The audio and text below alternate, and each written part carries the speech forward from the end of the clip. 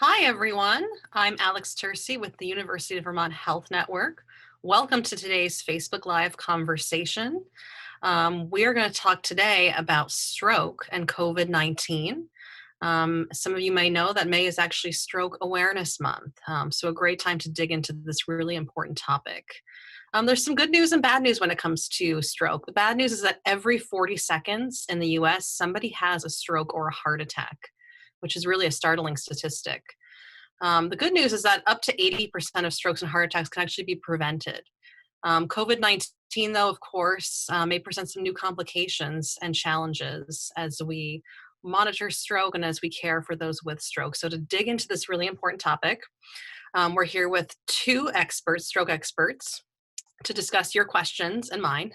We're joined by Dr. Chris Comichow. He's a critical care neurologist, as well as director of the Cerebrovascular Diseases and Neurocritical Care at the UVM Medical Center and the UVM Health Network. We're also joined by Dr. Scott Raymond. He's a radiologist specializing in interventional neuroradiology at the UVM Medical Center. If you have a question for either of our guests, please leave us a comment, and we'll try to get to as many of those as we can. But we love answering your questions on air, so please type them in. And without any further ado, we'll start the conversation. So welcome, doctors. Thank Thank you. you. Glad to be here.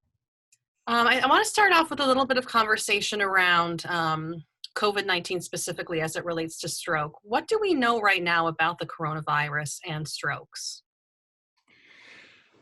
Well, I'll take the first shot at this. The bottom line is we don't know for sure. There's been a lot of news reports about stroke, especially in the young with COVID, and we have been monitoring our patients and our cases locally, and we've just not seen it. We've not seen a huge rise in the age group of people who are having strokes or the relationship to COVID-19. Dr. Raymond and I have been in weekly contact with our colleagues around New England, including some of the big centers in Boston. And anecdotally, a lot of us are not seeing a huge rise in the number of strokes, especially what was reported, what made the lay press was the association with younger age and with very large occlusions of blood vessels or blockages of very large arteries in the brain. And again, it's going to take a little while to collect all that data, but right now, we're just not seeing those numbers, which is a good thing. Do we know of any connection, though, between COVID-19 and stroke risk more generally, outside of what you've seen? Is there any new research, or still too early to know? Well, it is early, but there certainly does seem to be an association with COVID and some abnormal clotting. Okay. Whether that clotting is the type of clotting that will lead to more strokes remains to be seen. There certainly seems to be more data suggesting that people are at risk for developing clots in their deep veins, like in their legs, and actually pulmonary embolism. That seems to be a little bit stronger, but whether that translates to the type of clotting that would cause arterial strokes or strokes in the arteries, again, I think it's a little too early to tell, but right now we haven't been seeing those numbers increase. Okay. And when it comes to blood clots, for those who are concerned, what might one watch for? If it's a blood clot in the leg, swelling or pain in the leg, especially in the calf, shortness of breath, that can also lead to clots breaking off and going and getting lodged in the lungs, and that can present with acute shortness of breath, trouble breathing, just a very ominous sense that the chest is heavy or painful. Hmm. Dr. Raymond, anything to add to the conversation in terms of the connection between COVID and stroke? Anything you've seen or noticed? Sure. So, like Dr. Comichow said, we know that patients who are very sick with COVID do have an increased risk of blood clots, especially those in the legs and the lungs. We don't know why that is. There are two theories. One is that the increased irritation or inflammation in the body causes an increased development of blood clots. And the other is that the virus that causes COVID-19 is known to infect the cells that line blood vessels. So some scientists have suggested that perhaps that results in increased blood clots. Neither of those have been proven, but they're the theories that drive treatment and management that we're doing right now. For patients and families in our community who might have questions about research they see or news headlines they read, what's the best way for them to evaluate that information? Is it reaching out to a doctor like the two of you, or what would your advice be there? It's hard. There are a lot of headlines and a lot of news every day that can be kind of scary, frankly, sometimes. So just wondering what your advice is there for people who are seeing these news articles. Yeah, I think it's a great question. There's so much science that's being talked about on every news station, regardless if you listen to the radio or watch cable news or see things online. If you're ever making a decision that will impact your own health, I recommend talking to your primary care physician first. That's the best way to manage all that information. Somebody who's has expertise in the area and knows how it might impact you specifically. And then the second thing is whenever there are articles about it, on cable news or on the radio, it's always possible to go back and look at the primary source. And so I suggest that people do check the sources, whether that there's a lot of really good science that's done and that can be boiled down for people without science background. And so most large scientific journals actually have those kinds of editorials discussing the meaning of the science. So you don't have to necessarily read the paper or the study that's being cited, but you might be able to find the editorial from that journal. So that's places like the New England Journal of Medicine, Nature, Science. Those journals all offer editorials that are written at a level that everybody can understand and digest. Great, thank you. Dr. Komashaw, did you want to add anything to Well, that? I would just, I completely agree with Dr. Raymond, and I'd also add that a lot of the reports, because there's such a rush to get out any information with the COVID pandemic and possible observations that might help other care providers across the nation and across the world, actually, that a lot of those reports are coming out and they're not peer reviewed, so they're just observations.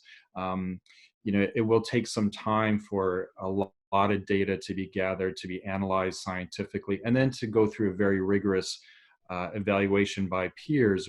That's the peer review process, to make sure the methods are sound, that they're really reporting what their conclusions are, or they're really supporting what their conclusions are saying. And that will come a little bit later, because that takes some time. Sure.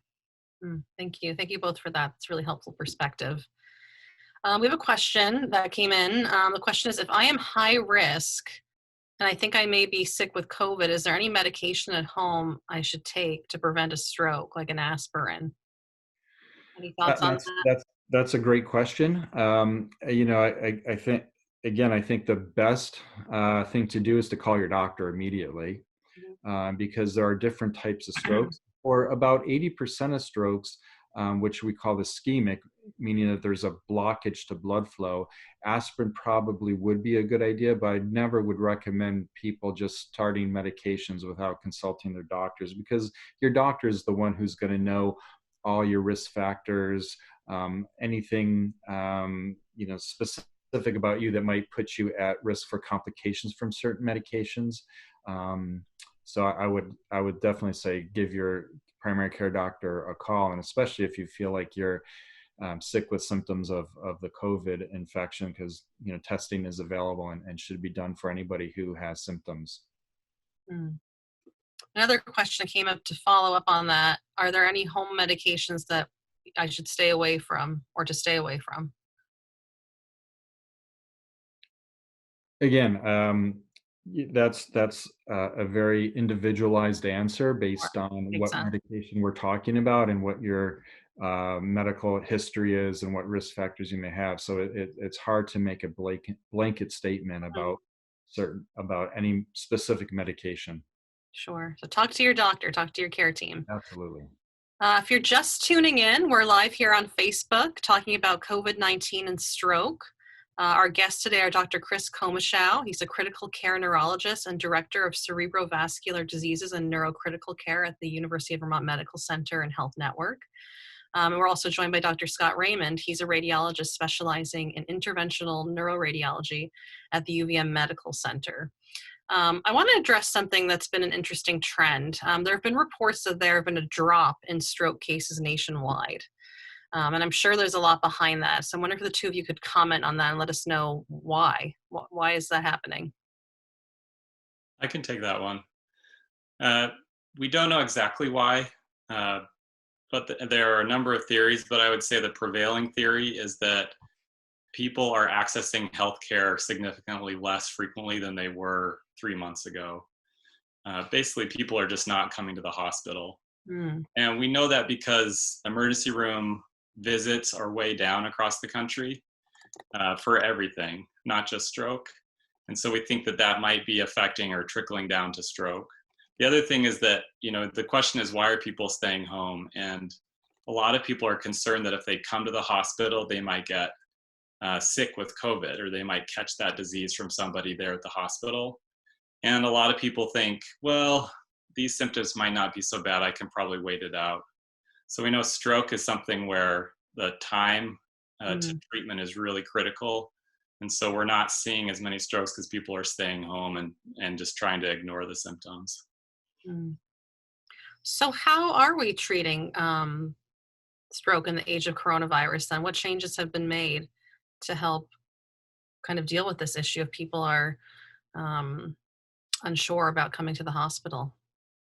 Well, the first thing I would say is, if anybody out there is concerned that they're having a stroke, they shouldn't be afraid to come to the hospital.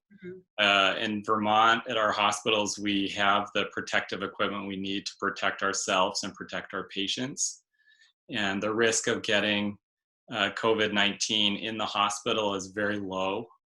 And so people should feel safe to come to the hospital if they're having symptoms of a stroke. And then the second part to your question, the treatment of stroke is very similar to before we had COVID-19. The primary difference is that in some cases we need to use more protective equipment than we would. So a surgical mask is adequate for a normal procedure, but in the age of COVID-19, we have to use a slightly more protective mask, something called an N95. So there are little tweaks like that that make it so that we're safe and the patients are safe as we're treating them. Dr. Comishow, anything to add to that? Yeah, I would just add again that if stroke is a very, very time sensitive diagnosis, and the sooner you get and seek treatment, the more options we may have available to treat you effectively. And we have, as Dr. Raymond said, we've put in place safeguards all along the way to make sure that we safeguard patients as well as staff and ourselves from the COVID virus. So again, I think if there's any concern that you're having symptoms of stroke, call 911 immediately. It's so important. We can't stress that enough. And again, we're treating strokes just like we did before. We've just added several layers of protection to help prevent spread of the virus, but it's absolutely important that you seek care immediately. So let's talk about that. Let's talk about the timeliness factor. Why is that so critical? Well, for many types of stroke, mostly the type that I mentioned before, the ischemic type of strokes, which occurs when there's a blockage of blood flow to an artery in the brain. It's very time sensitive. We have the lay term is the clot buster medications that we can give up to 4.5 hours for selected patients, but FDA approved up to 3 hours for most patients. And we can give that. Then there's also more advanced technologies that Dr. Raymond specializes in, and that's actually putting catheters through the arteries into the blood vessels to actually physically take out a large blood clot, and that can be life-saving. and it can certainly cut down the disability associated with stroke. But again, that's very sensitive. There's a larger time window than just the time window for the IV medication. But still, it's the sooner you seek treatment, the more likely your chances are of surviving that stroke and surviving with few to no disabilities. Mm. So what should one watch for? What are the signs? Well, we use an algorithm called FAST or BFAST, which is Okay. balance. Anybody who has an acute onset or sudden onset of lack of balance, eyes, double vision, or changes in your vision. F is for face, facial drooping. A is for arms. Common test is to hold your arms out and see if one droops or drops because you can't hold it up. S is speech, any slurred or garbled speech or nonsensical speech. And T is that time factor, that very important time factor. Mm. We just had a question come in, which I know will bring us back a little bit to the beginning of the conversation, but Julie asked, because she, I think, is just tuning in now. She asked, can you explain how COVID affects stroke risk? Would you mind just revisiting that question, just so we can address it again for her?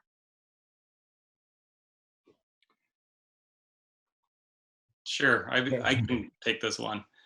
Okay. We don't know yet if there's a definite connection between stroke and coronavirus, COVID-19, but we do know that the coronavirus in patients who have a serious infection causes increased blood clots. And we definitely know that those patients have more blood clots in their legs and lungs. And it may be that it also causes increased blood clots that go to the brain and cause stroke. Mhm. Great, thank you. So back to signs of stroke and whatnot. You mentioned a little bit, Dr. Komischow, about treatment. I wonder, Dr. Raymond, if you could talk a little bit more about um, how we treat stroke patients now. I heard some intriguing information there about catheters and other things that you're doing. Could you comment and tell us a little bit more about how treatment has maybe changed over the past few years? Yeah, we've had a rapid evolution of technology that allows us now to get large blood clots out of the blood vessels in the brain in a rapid and safe way. This technology has really been developed over the last 10 years, but just in the last 5 years has it seen FDA approval and clinical trials that show benefit.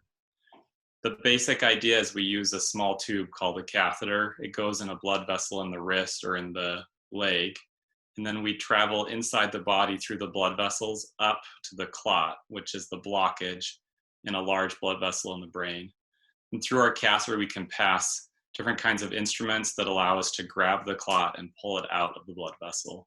Mhm. We can do all of that in really just a few minutes. So our procedures typically take between about 15 and 30 minutes from entering the blood vessel at the wrist or the leg and then going up and getting the blood clot out.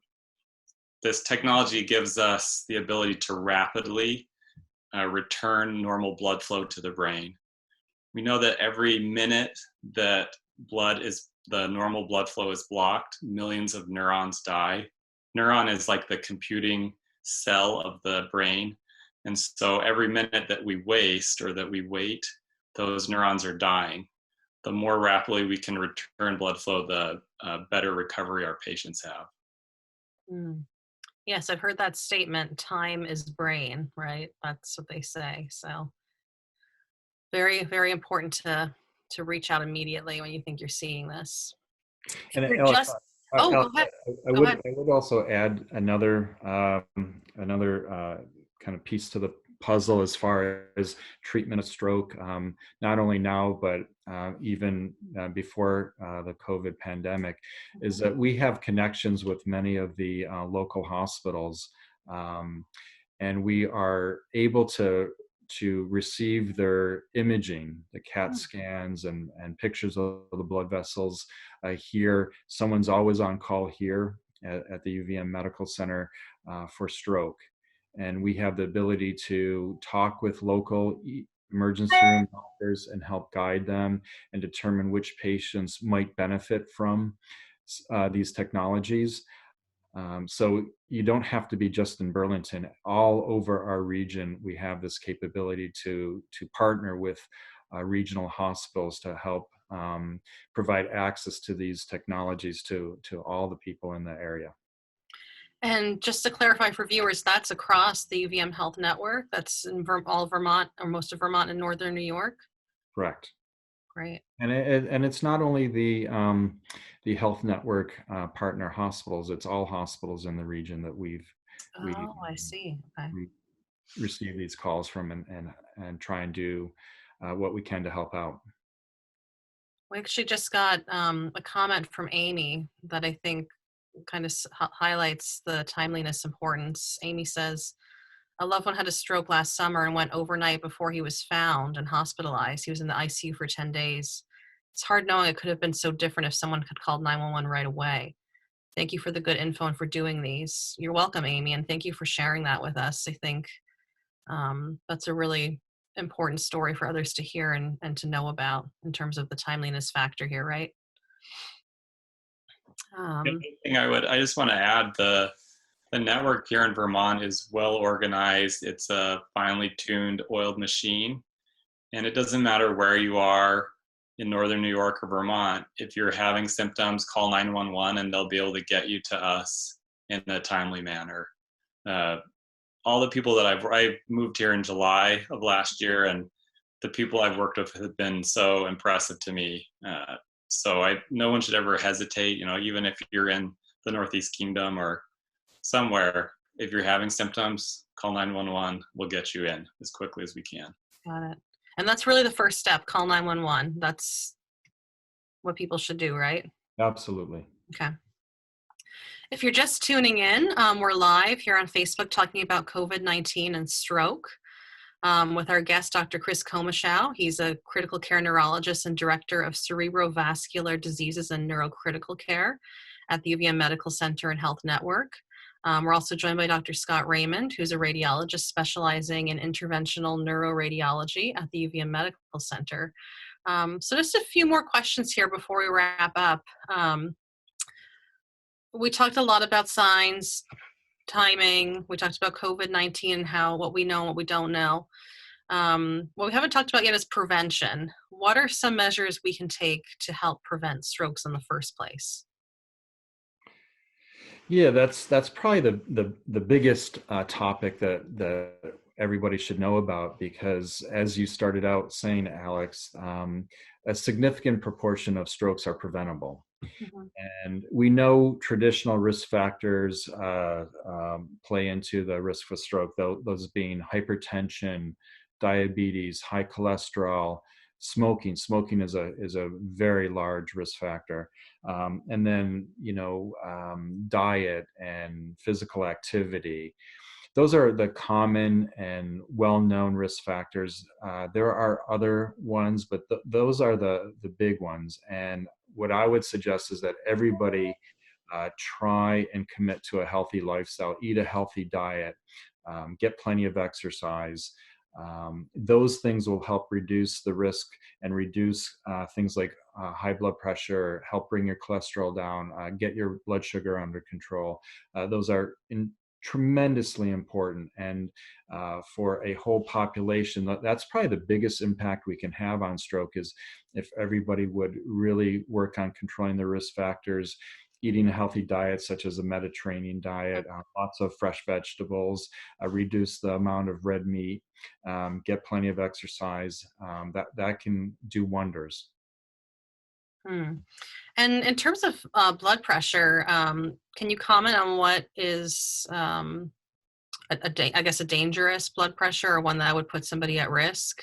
Yeah, typically, we like to see blood pressure. There's two numbers. There's the top number and the bottom number, the systolic and diastolic. We generally like to see the top number less than 140 and the bottom number less than 80. And for people who have diabetes, it's actually known that we should actually be a little bit more aggressive and lower that even further. The bottom line is, the lower you can get your blood pressure, the better. Okay, thank you. We just had a question come in from Yogesh asking, is persistent chest pain a sign of a blood clot? It could be. It could be a symptom associated with a pulmonary embolism, but the first thing I would say to anybody who has persistent chest pain, call 911 immediately. That can be a sign of other things such as a heart attack. Mhm. Again, a very time-sensitive diagnosis. So if that's the case, you call 911 immediately. Mm-hmm. Thank you. When it comes to prevention, what do you, for someone who's just starting, say it can be overwhelming to start with, I think, behavior change and lifestyle changes. Is there a good place to start that you've seen in some of your patients where they start seeing success and build on that? What's your advice to tackling that? Because you said a lot of things about diet and stopping smoking and blood pressure. So I'm wondering if there's a little bit of a roadmap. I'm sure it's different for everyone, but a little bit of a roadmap for people who might just want to just get started and feel a little overwhelmed. Sure. I'd say the first place is to talk to your doctor. We're blessed with very good primary care in this region, and all those risk factors are interrelated. So my bias would be to start with just committing to eating a healthy diet and getting exercise, and then things like that can really help reduce some of those other risk factors. But certainly, make a plan with your primary care doctor. If you have a neurologist, certainly talk to your neurologist. But that's where I would begin. Hmm. Hmm. And exercise can be as simple as walking, or what's the threshold? Yeah, no, it's different for everyone. Okay. Yeah, but yeah, a nice, beautiful weather that we're having now, a nice brisk walk is great. Wonderful. And the weather is finally turned around for that. So just be careful as you are, out in public Yeah, and exactly. Yeah, following. follow all the prescribed social distancing Yes, recommendations, but nothing wrong with getting outside. sure. So we're about ready to wrap up here, and I wonder if the two of you have any final message for the community when it comes to COVID-19, stroke, just stroke. Any final words or any final thoughts to share with our group community? I would just reiterate that the hospitals are functioning well. And if you're having symptoms of a stroke or really any other medical condition, you know, call 911 if you need 911, call your primary care if it's an issue that they can deal with. We're open, we're safe, we have all the equipment we need right now. And so people should seek care if they need it. Yeah, I would echo that. Calling 911 immediately if you're having symptoms. Don't be afraid. We are prepared to treat you effectively and safely. And remember, stroke in many cases is preventable and treatable. Great. Well, thank you both so much. This has been super informative, and really appreciate you answering all these questions. If you didn't have a chance to answer or ask a question, or if you have a question after this, please post it as a comment. We'll share it with the doctors and get you a response as soon as possible. Thank you so much, Dr. Raymond and Dr. Komishow, for joining us today. Really appreciate it. And as they both said, remember, the UVM Health Network is open and here for you and ready to serve you. So call your doctor about how best to continue your care during this time. For more information and updates about COVID-19 and your healthcare options, please visit uvmhealth.org/coronavirus. Again, that's uvmhealth.org/coronavirus. So stay well and be well. Thank you.